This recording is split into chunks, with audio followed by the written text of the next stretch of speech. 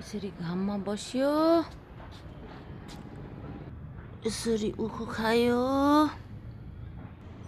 यसरी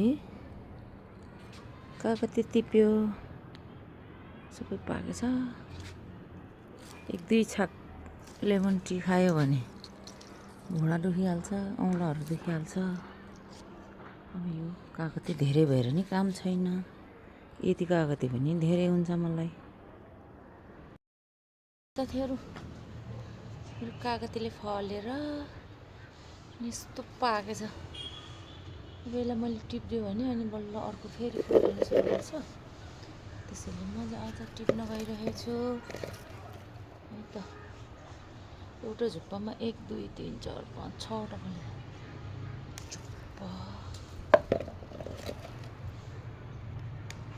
टिपेर राख्नु पर्यो, बोटलाई स्ट्रेस भयो।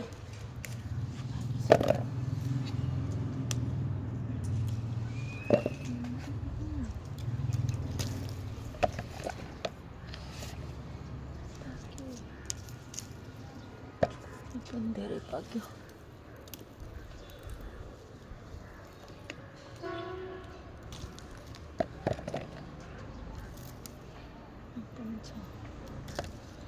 यसलाई सानो बट्टामा भए पनि अचार बनाएर राख्नुपर्छ। यसलाई फेरि यो फल्छ,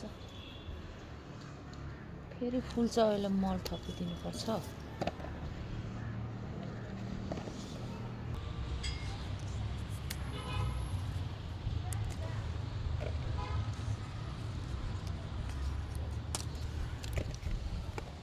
एक भाँडो